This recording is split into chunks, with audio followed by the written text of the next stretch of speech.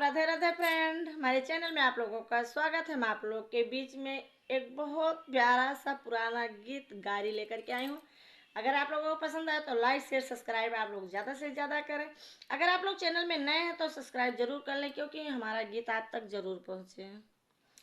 होतई भुआर समधिन सागुना विचार हो, होतई भुआ समधिन सागुना विचार रे नाही कुआइया वाला पाहुनवा। हाँ सीताराम से बने रमझू नाही कोई आवेला पाहुनवा। हाँ सीताराम से बने अपने सारावा से बुआल कावन रामा। अपने सारावा से बुआल कावन रामा। हम जोइयो आई बैपा हुनवा। हाँ सीताराम से बन रमझू हम जोइयो आई बैपा हुनवा। हाँ सीताराम से बने जो तू समाधि है आई बहु पाहुनवा हो। जो तू इला है आई बहु पाहुनवा। रे गोनारी बिछई बैबालू रे तवा। हाँ सीताराम से बने रमझू गोन री बिछई बैबालू रे तवा। हाँ सीताराम से बने अपने सरवा दुल्हक बहिनी सगुना विचार हो। अपने सरवा दुल्हक बहिनी सगुना विचार अरे नाही कोई आवेला पाहुनवा। सीता राम से बने रमझू नाही कोई आवेला पाहुनवा।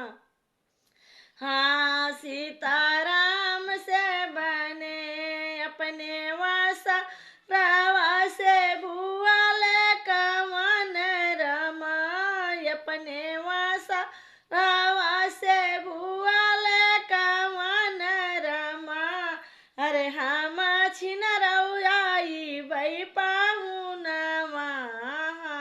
सीता राम से बने अरे हम जोइयो आई बै पाहुनवा। हाँ सीताराम से बने जऊ तू छिनारू हो आई बहु पाहुनवा हो। जो तू छाइला हो आई बहु पाहुनवा। रे गोनारी बिछई बैबालू रे तवा। हाँ सीताराम से बने रमझू गोनारी बिछई बैबालू रे तवा। हाँ सीताराम से बने होतई भुआरा दुल्हक मैया सगुना विचार रे नाही कोई आवाला पाहुनवा। हाँ सीताराम से बने अरे नाही कोई आवेला पाहुनवा।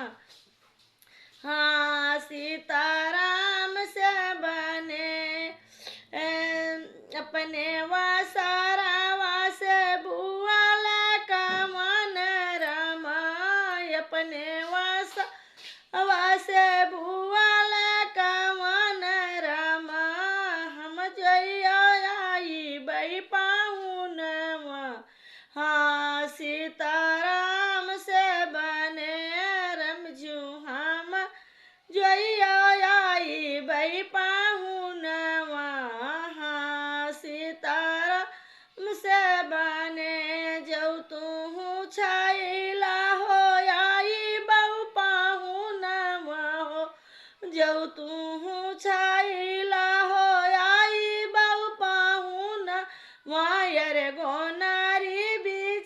बाई बालू